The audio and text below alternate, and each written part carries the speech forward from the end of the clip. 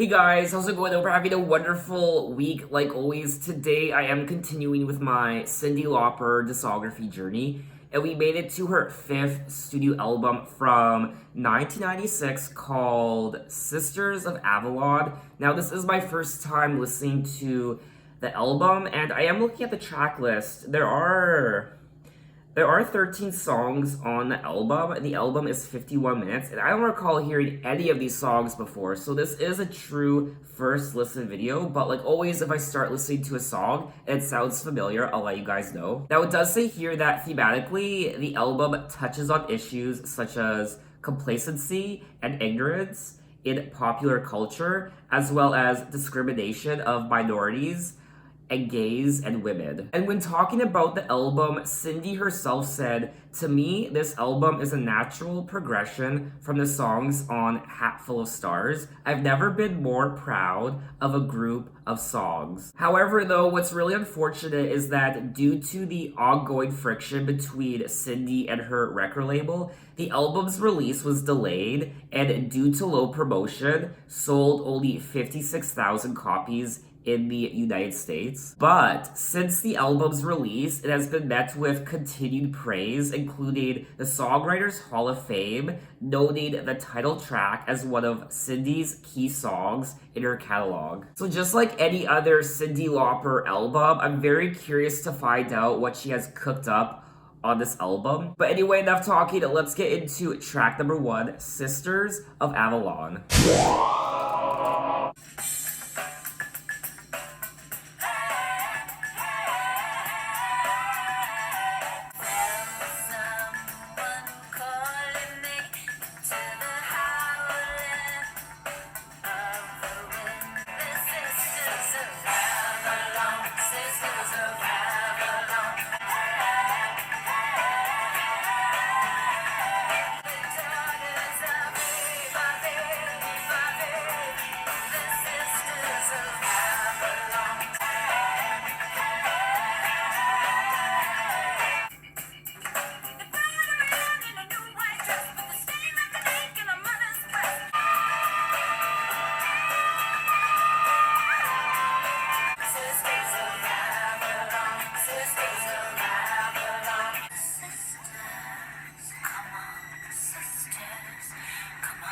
Okay, that was track number 1, Sisters of Avalon, and I enjoyed this track. I really loved the chorus.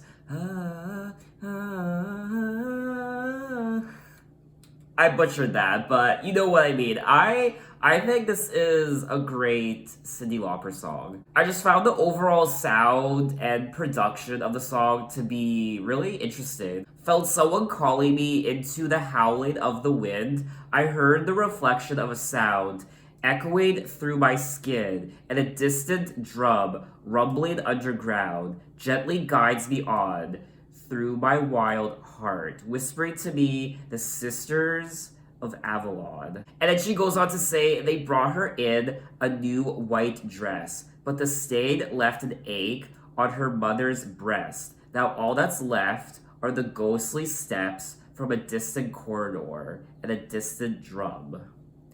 I really have no idea what she's singing about in this song. She is singing about she's singing about a mother in the song. She's also singing about the Sisters of Avalon and the Daughters of Eve. So it sounds like some sort of camaraderie amongst women. Now, Sisters of Avalon was released as the second single off the album, and it says here that the song is about sisterhood, and it shows the power of women Lauper wanted to show through the song and the album as a whole. As a result of the song, Cyndi wanted to work with female writers and producers during a lot of the making of the album. You know what? If this is what the rest of the album is gonna sound like, I feel like I won't be disappointed in this album once I'm done listening to it. And this is a little bit of a female empowerment song. It's a little bit of a female anthem for women and the sisterhood of women, like Cyndi stated. And also what I said, the camaraderie of women coming together, the Daughters of Eve and the Sisters of Avalon. So now let's move on to track number 2, Ballad of Cleo and Joe.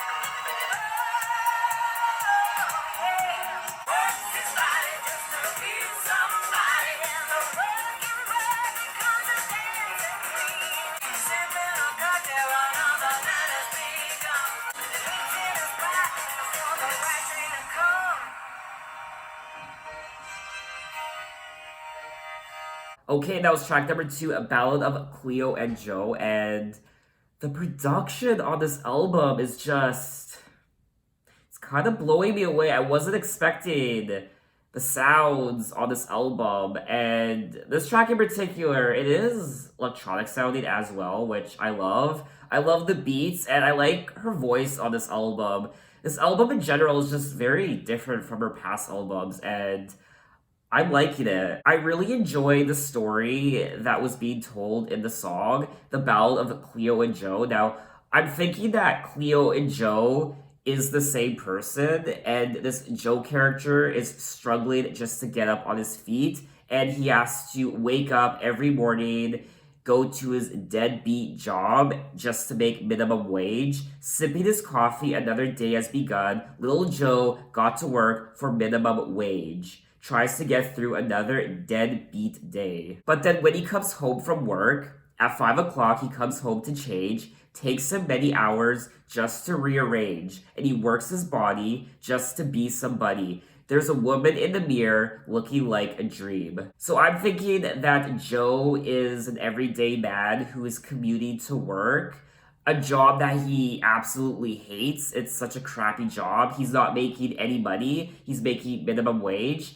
And when he comes home, he looks in the mirror and sees a woman. So he has aspirations to be a woman. Now, I don't know if he wants to transition into a woman or he wants to be a drag queen. Now, there is a difference between the two. I was watching RuPaul's Drag Race yesterday, actually. I'm rewatching the entire series, season by season, and there is a contestant on the show, in particular season 2.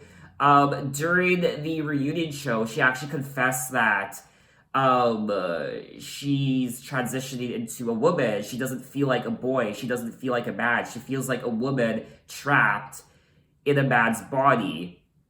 Whereas with drag queens, they're just men dressing up as women, and at the end of the night, they take off their makeup and their clothes, and they become a man again. So they're men, they want to be men, they are men, but they want to dress up as women. And RuPaul did clarify that on the show. So there is a difference between transgender and a drag queen. It says here that lyrically the song describes the double life of a drag queen, Joe by day and Cleo by night. This is such a great song from Cyndi Lauper, and I actually really adore this song, as well as track number 1, Sisters of Avalon. I mean, we're only 2 tracks into the album, and I'm really enjoying it. Just like her Hat Full of Stars album, which I loved, I'm loving this album just as much. I will also say that the song is just a little sad as well, because this Joe character wants to be a star. They want to be a drag queen. That's what they want to do as a career,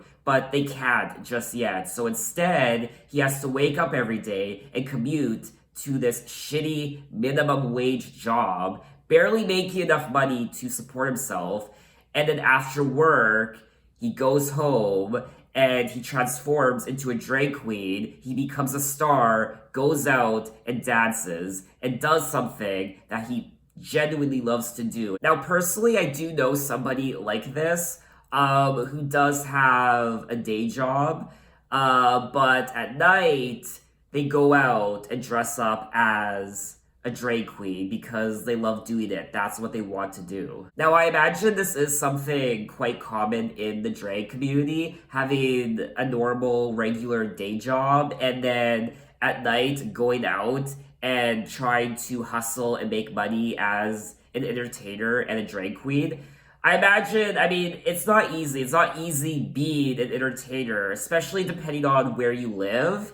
Like New York. I mean, I can only imagine the competition in New York must be so fierce. Even, I don't know, LA or anywhere, Las Vegas. So I don't know, maybe you are a drag queen watching this video right now. Tell me your story, and I don't know, I'm just very curious about the life of a drag queen, especially after watching RuPaul's Drag Race and now listening to this song. I'm just really fascinated about the lifestyle and the struggles that go into it, and I'm just very curious.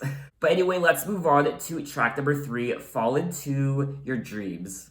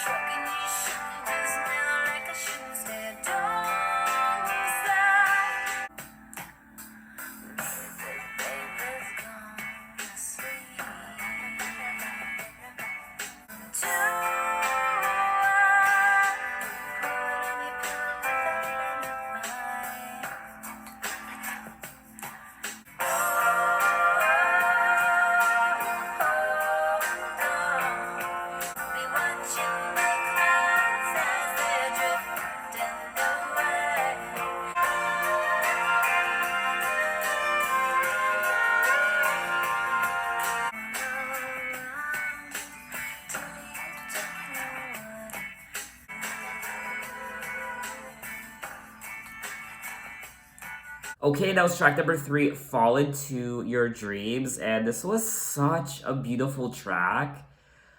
It was so pleasant to listen to, and I really liked the violin on this track. And her voice on this album so far has been great, and this was just it was a very calming song. Little baby on my shoulder, I could fall into your dreams, wrap myself up all around you till you don't know what it means. Don't lie shrugging your shoulders now like I shouldn't stare. Don't sigh so deep. Are you the kind of man that I hoped you would or wouldn't be? Now, initially, I thought maybe she was singing about an actual baby.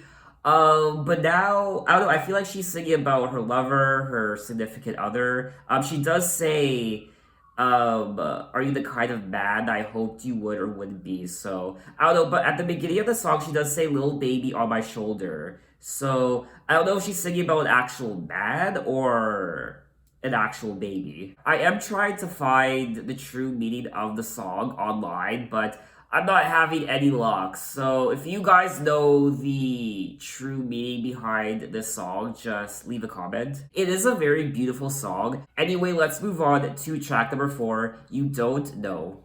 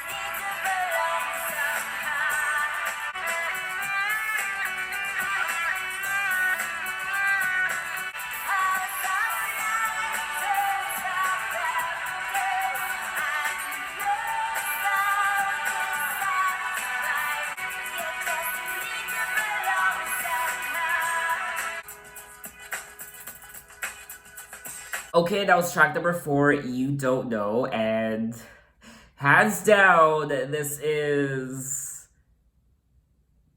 I was gonna say my favorite track. It's one of my favorite tracks, if not my favorite track on the album. I was getting a little emotional listening to the track, I won't lie, and I loved everything about it. I loved the melody and her voice, the production, obviously, but most importantly, I liked the story and the lyrics. The song is pretty self explanatory. You don't know where you belong. You should be more careful as you follow blindly along. You just need to belong somehow. She goes on to say, left suppresses right, right suppresses left. So what's the left and what's right? You're told what to wear, you're told what to like. It'd be nice if you think for yourself sometime, but you don't. Now you don't know where you belong. You should be more careful. I feel like, obviously, she's speaking to the mindlessness of society, how we just mindlessly just become sheeple. We just do what we're told to do. We like what we're told to like, and we wear what we're told to wear. We see what's popular and we copy what other people are doing. We see what's popular, we see the popular fashions, and just in general, anything in life. You know, we just follow the crowd and we don't really belong anywhere, or a lot of us are seeking some sort of belonging and we want to be part of something. You should be more careful as you follow blindly along to find something to swear to till you don't know what's right from wrong. You just need to belong somehow. So people are just blindly accepting things and liking things because they are in desperate need to belong to something. They want to belong to a community, or they just want to be noticed. So they just blindly accept and follow what other people are doing, and they just do what they're told to do. Sheeple. They don't really have a mind for themselves. They don't really think for themselves. Um, they're just very naive people. Now, it does say here that You Don't Know was the lead single off the album. Thank God. I love this track so much. I imagine Cyndi Lauper was really able to connect with the lyrics in this song. I imagine she was able to relate it to her own career, how early on she was told to look a certain way, she had to be a certain way. Even with her music, not just her image, she needed to put out these sorts of songs, these sorts of albums to achieve success and popularity. Or maybe she was very rebellious, even in the beginning of her career, and she didn't do what she was told to do when it came to the record executives and the labels, and she kind of just did her own thing. I don't really know too much about Cyndi Lauper's professional life, so who am I to comment on it? But that's just the impression I'm getting just from having listened to the rest of her albums and doing a bit of research. Essentially, what Cyndi Lauper is saying in the song is just think for yourself and just be smart about things. Be smart about what people are telling you, and don't blindly follow people and take the advice of random people. Just really be critical of what people are doing and saying to you. Because there are a lot of people who mindlessly follow things and are desperately trying to find a home. They're desperately trying to find somewhere to belong. But by mindlessly and blindly following everything, you're not really belonging anywhere. You're just kind of lost in this vicious cycle of just randomly going from place to place, of following the newest trends, and I don't know. You don't ever find a home. You don't really ever belong anywhere until you start really thinking for yourself and waking up. But anyway, let's move on to track number 5, Love to Hate.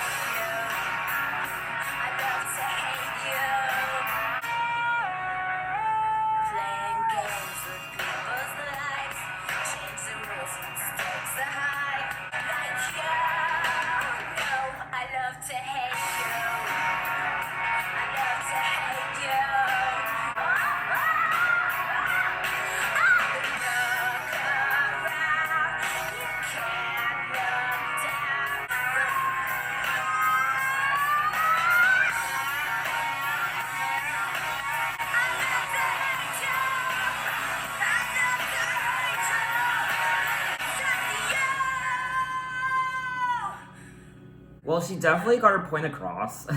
Okay, that was track number 5, Love to Hate, and this was a very aggressive song. You could tell that she had a lot on her mind and she just wanted to let it out. Fashion fascists out in droves, some with powder up their nose, and the money men who had to steal away, telling stories who they've had.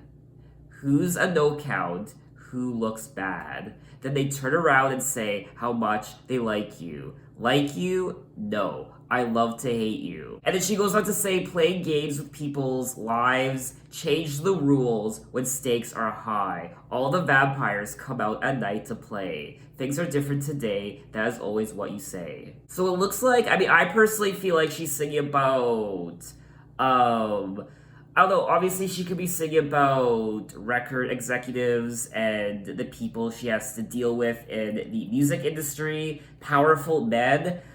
She could also just be singing about just her friends in general, or friends, people, acquaintances that she's met, just through social events and what have you. She just seems really angry in this song, and this goes back to how in the beginning of the video I initially said that there was friction between Cyndi and her label.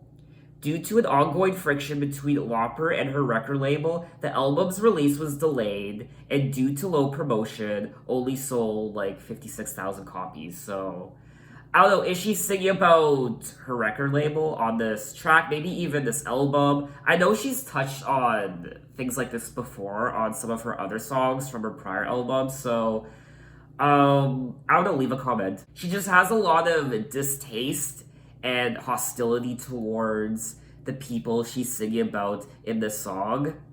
I love to hate you. It's not just the clothes that you wear or the way you do your hair. It's just you. I also feel like she's singing about these people who are saying negative things about her behind her back. And then when they come face to face with her, they're all smiles and they're fake and they're saying nice things to her. But behind her back, it's the complete opposite. But anyway, let's move on to track number 6, Hawk Gets a Little Cold.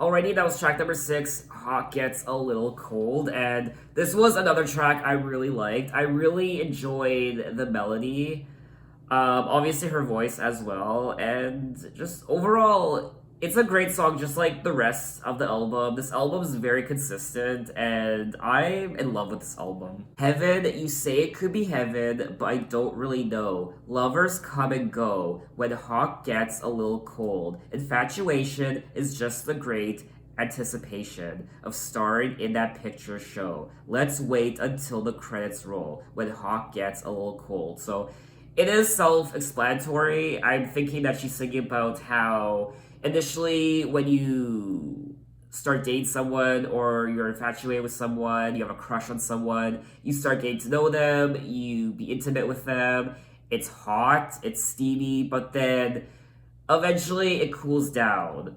Hawk gets a little cold. So infatuation is just the great anticipation of starring in that picture show. It's the grand production, it's the grand picture show, but then once the credits start to roll, the relationship starts getting cold. So it's no longer the grand production, it's no longer the picture show, the pretty pictures, the grand music. The credits are now rolling, it's winding down, and hot is now getting a little cold. I could get carried away, but not anymore. What was it I heard you say? You love me cause I'm strong. I hope that you're not wrong. Heaven, you say it could be heaven. Well, I don't really know. Lovers come and go when hot gets a little cold. So this person loves her because she's strong, but she just isn't sure.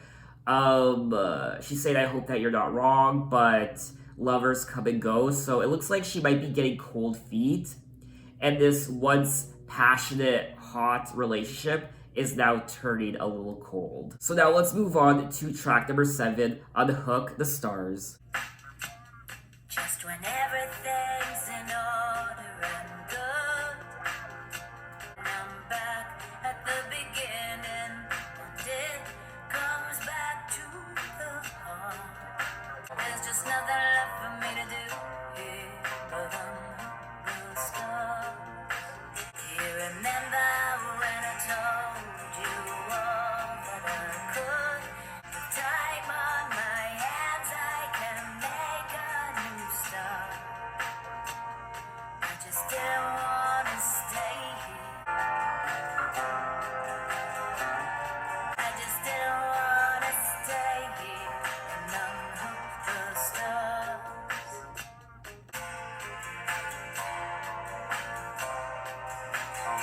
Already, that was track number 7, Unhook the Stars, and I'm gonna be honest, this is probably my least favorite song on the album. I like the lyrics, I like the intention behind the song. Of course, she sounds great on it, but the song was a little boring, and I found it difficult to get into. Just when everything's in order and good, things fall apart. Just when life should be resolving, I'm back at the beginning, and it comes back to the heart. I'm not really sad. I'm not running. I'm looking. Did I tell you I've kept all your letters and cards? There's just nothing left for me to do here but unhook the stars.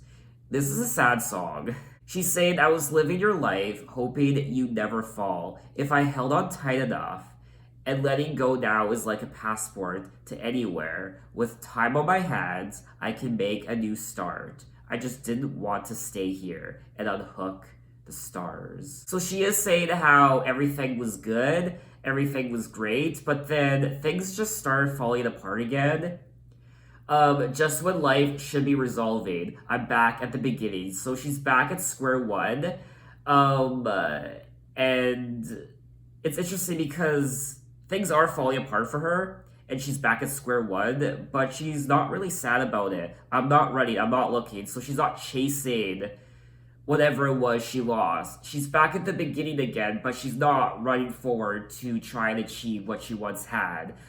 She's kind of moving on, and there's nothing left for me to do here. So there's nothing left. She's back at the beginning, but she's not going to chase what she already had. There's nothing left for her to do but unhook the stars. So you know what? The more I read the lyrics, the more I can really appreciate it. Lyrically, it's a great song, but still not one of my favorites on the album. I don't know, maybe I have to listen to it again. But anyway, we're gonna move on to track number 8, Searching.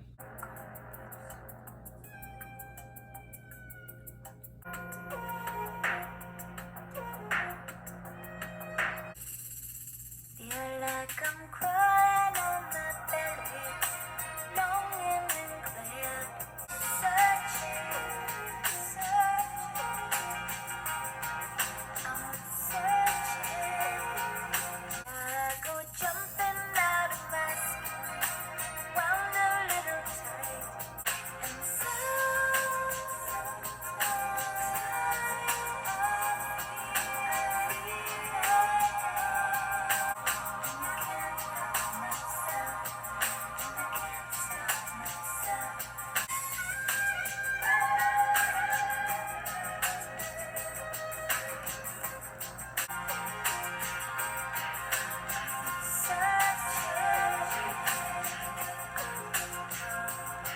Okay, that was track number 8, Searching, and I did enjoy this track. It's not one of my favorites on the album, but once again, I did like the violin on this track. The production was great, and I don't know. I feel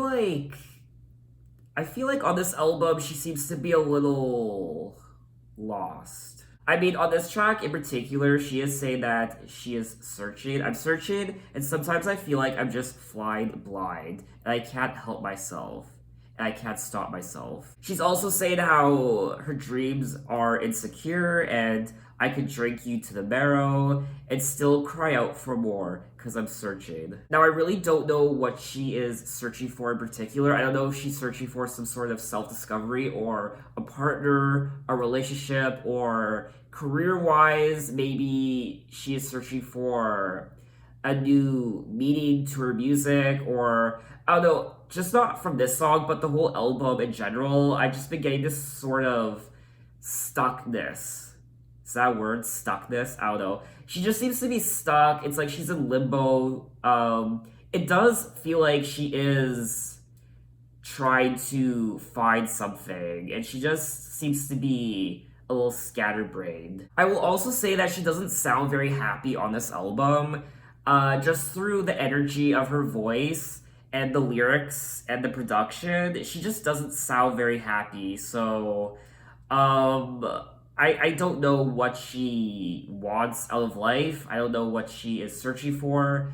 I don't know. And this does go back to track number 7, Unhook the Stars, how things were going good and then things were falling apart once again, and now she's back at the beginning. but she's not running towards what she once had.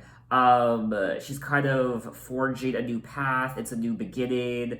There's nothing left for me here but unhook the stars. So there's nothing left for her now. Now that everything was falling apart, she's back at the beginning. So she just seems to be she seems to be just trying to find a new road to go down, just a new beginning, a new start for Cyndi Lauper. I don't know, I could just be talking out my ass right now, but that's just how I'm interpreting the lyrics when I read them. So now we're gonna move on to track number 9, Say a Prayer.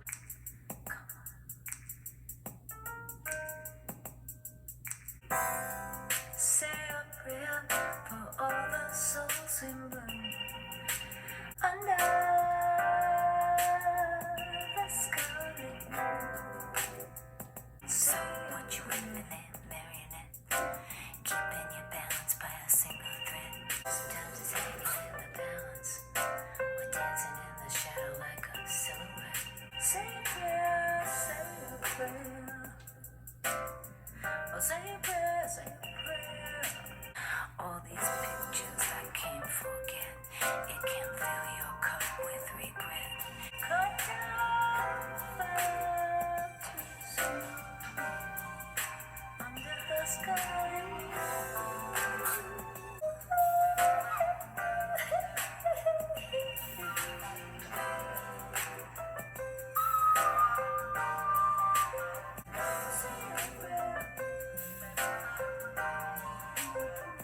Okay, that was track number 9, Say a Prayer, and this was an interesting song. I like how it was more jazz inspired, and it's also quite sad. Her vocals on this track were great.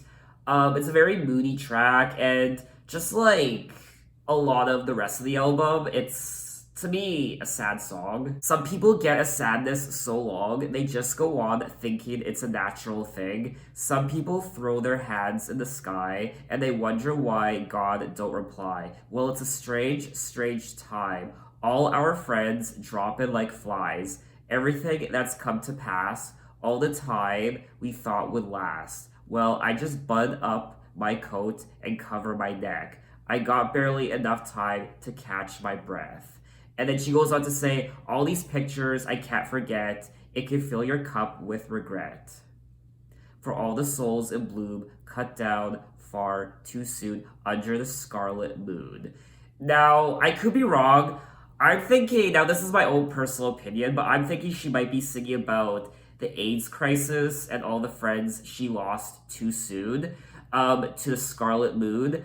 All the souls in bloom were cut down far too soon. She does say in the song, all our friends dropping like flies, everything that's come to pass, all the time we thought would last. I really am trying to find out the meanings of some of these songs, and I am struggling. I'm not really having any luck. In particular, with this song, Say a Prayer, there's just nothing. I even tried going to the song on YouTube, and I thought maybe I could browse the comments to see what people were saying about the song, but even the comments are turned off for the song, so I have no idea. So that was my interpretation of the song. What do you guys think the song's about? Obviously, it doesn't have to be just people who died from AIDS, my interpretation of the song, but anybody who's suffering from depression and the depression getting so bad that it just becomes normal for them. And then Cyndi is saying, say a prayer. Come on and say a prayer. So say a prayer for all these people who are suffering. But anyway, let's move on to track number 10, Mother.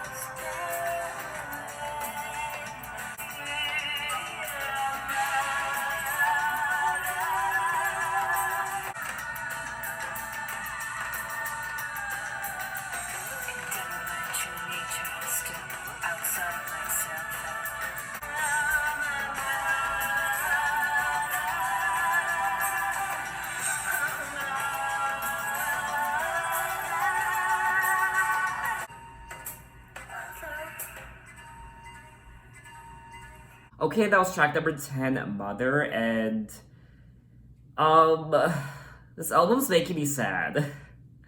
I don't feel the happiest right now, I'm gonna be honest with you.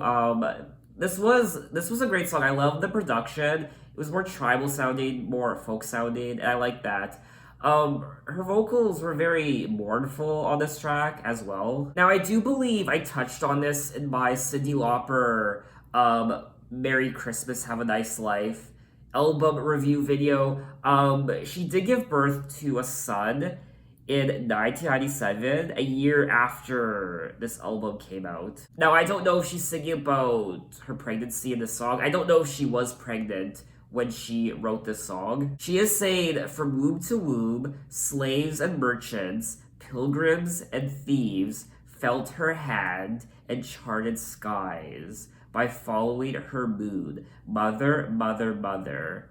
Some came and built with stone and bone, some planted fields on promised land, and harvested their dreams, then disappeared. As generations lose their memory, I'll try and remind my heart, and hope that it will set me free. Mother, mother, mother.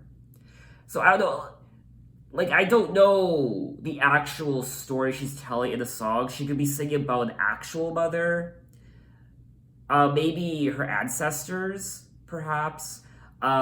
She could be singing about Mother Nature. This goes back to how, in the beginning of this video, I was reading how, even track number 1, Sisters of Avalon, there was a sense of sisterhood and female camaraderie, and even Cyndi said that she had like a female producer on this album, female writers. Yeah, so Cyndi wanted to work with female writers and producers during a lot of the making of this album. So what do you guys think the song is about? Leave a comment. I gave you guys my interpretation of the song, so let's see what you guys think the song is about. But anyway, let's move on to track number 11, Fearless.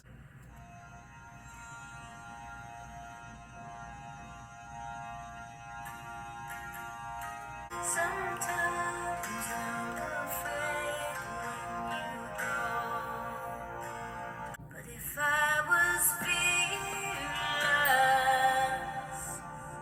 could I be your reckless friend? When I find myself slipping low, and if I was helpless, could you be the one comes rushing in? Sometimes I'm afraid of the dark. Could I be your reckless friend?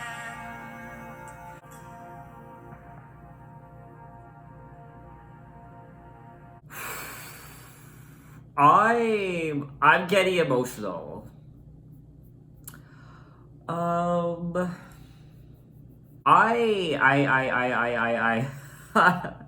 don't know. I honestly, I don't know what to say. Like, I don't know what to say about this song. I really liked it, but it made me sad, just like a lot of this album, and I'm sad right now. There's something that I never told. When I find myself slipping off of my pedestal, I'm a fierce believer, afraid to fall. But if I was fearless, could I be your reckless friend? Sometimes I'm afraid of the dark. I can't find the light in my heart. I can see my hand pushing away from you hard as I can. But if I was fearless, could I be your reckless friend? Sometimes I'm afraid when you go. I really don't feel like explaining this song. It's self-explanatory.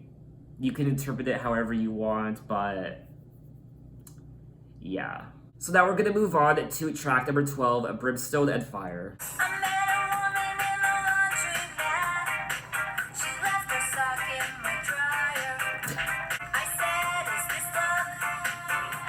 With just a glance from above, rock it out. Brimstone and fire.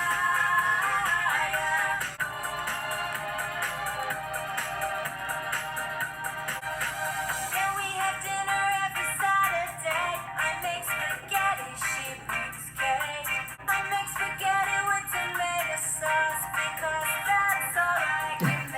Of course, Cyndi. Brimstone and fire,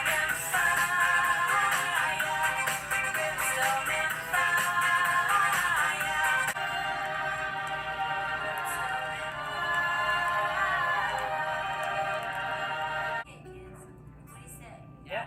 Yep, hit it, damn maestro. Already, that was track number 12 and 13, Brimstone and Fire, and then that transitioned into track number 13, Lollygagging, which was very short. It was only 23 seconds. It was fun. This was an interesting way to wrap up the album. At least we can end the album on a happy note. I feel good now. Now, when it comes to the song itself, A Brimstone and Fire, Cyndi is saying, I met a woman at the laundromat. She left her sock in my dryer. I met a woman in a yellow cap. It said Brimstone and Fire. I said, is this luck? The next week at the cinema, she put her hand on my shoulder. She almost kissed me walking home. So, obviously, this is about a lesbian relationship. I don't know if it's true. I mean, it could be true. I don't know what Cyndi's sexuality is. But I mean, it's pretty blatant.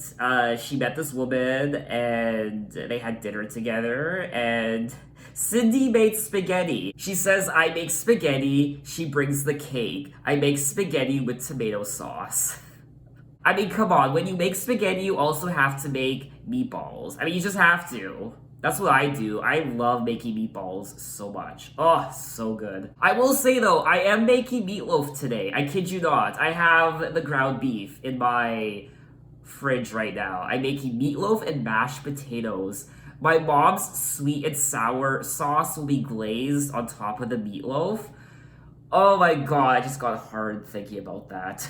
I'm sorry, when it comes to food, I just get so horny. Wow, too much information. It's not what it seems like. I don't use food when it comes to, you know what. I mean, why am I even talking about? I've never even attempted whipped cream. Yes, I have played around with whipped cream. Can we just move on, please? I've also played around with melted chocolate. It's a whole story. The person I was dating at the time, it was Valentine's Day, and there was some melted chocolate involved. It was this thing that I bought at this chocolate shop. It was for Valentine's Day. You melt the chocolate, comes with its own paintbrush, and you paint the chocolate on someone's body. You lick it off. I mean, it was fun. I don't know why I went there, but I feel like because I just felt so sad during the majority of this album, I just had to let this out. I need to smile and feel good after listening to an album like this, which it was a sad album, I won't lie, and it's a very, I get the sense that Cyndi is lonely on this album, and she seems lost, and she's in limbo, and she's searching for something, and she doesn't sound very happy on this album, and she does touch on serious things on this album, and tracks like track number 2, Ballad of Cleo and Joe, drag queens, how, you know, a lot of people who aspire to be drag queens full-time, they can't, so they have to do these crappy minimum wage jobs in the meantime. Also, Love to Hate, track number 5. You Don't Know, track number 4, which is still one of my favorite tracks on the album. So there is social commentary on this album. She also discusses her feelings and what she's going through during this time, and she just doesn't seem to be very happy. But that's my own interpretation of the songs and the music. There were also times where I was struggling with interpreting some of the songs, in particular track number 10, Mother. I still don't really know what that song is about. I kind of have an idea, but I'm still not sure. I loved the sound of this album. I think the sound and overall production was great. It's a very consistent album. Obviously, there are tracks that I wasn't the biggest fan of, but as a whole, I enjoyed the album. I think this is a great Cyndi Lauper album. I feel like her music is getting stronger with each album she puts out. And this goes back to Hatful of Stars, which I love. So I love Hatful of Stars. I love this album as well, Sisters of Avalon. So she's still very consistent when it comes to the music she's putting out. It's just really sad that this album didn't do as good as it should have. It's really sad that there was friction between Cyndi and the label, because this really is a great album. And it's just tragic how it just didn't sell very well because of the lack of promotion. It just sucks because Cyndi puts out great music. I mean, she puts out great songs with great melodies and production, but she's always paid dust in the end when it comes to her record label and the general public. It's like she keeps trying, but like she's not reaping the benefits of her hard work. She's always left in the dust and the gutter when it comes to her music. I feel like she's not appreciated enough with her artistry. And I don't know if this goes back to how she was rebelling and she didn't want to put out music that her record label wanted her to put out. I don't know, like, some of you have said that they wanted Cyndi to be the next Madonna, and Cyndi, I don't know, I don't think she wanted to be that. She wanted to be her own artist, and she was kind of rebelling. And it was just a mess, and then there was friction between her label, and she just seems lost and not confused, but she's just lost, and it's just like, I can hear the frustration and just, not the anger, but you can just tell she's frustrated. It's just sad because I'm looking at the chart position of the album back in the mid-90s, and the album only peaked at 188 on the US Billboard 200, which is like, how is that even possible? Cyndi is she's such an iconic artist, and you'd think she'd have a lot of fans back then. But 188 is what it peaked at on the US Billboard 200 chart, and that's unacceptable. It's just really sad that this album didn't receive the promotion it deserved, because it is a great, meaningful album. Now, some people have said that while the results aren't always successful, the record is the most intriguing and rewarding album she made since True Colors. And someone else said that, I think this is from People magazine, People noted the album's variety and cutting commentary, but felt for all her bold experimentation, Lauper seems to be tried too hard. So I think that's all I wanted to say on the album. I really enjoyed the production. I loved the stories in the song, and I loved her vocals on this track. I do feel like this might be Cyndi's most, I don't want to say depressing, but it's definitely not an album that makes you feel good. But I would gladly listen to this album again. So what did you guys think of the album? What are your impressions? What are your favorite tracks from the album? What are your thoughts on the lyrics? Yeah, maybe you don't like this album. Maybe it's one of your least favorite Cyndi Lauper albums. Tell me why. But now that we're done Sisters of Avalon, we will be moving on to her next album. Now, technically, her next album is Merry Christmas, Have a Nice Life from 1998, but I already listened to that album. I already did a video for it back in December. So I'm going to obviously skip over that album because I did it already. And in my next Cyndi Lauper video, we'll be moving on to her 2002 album, Shine. Now, this is an album that was released exclusively in Japan.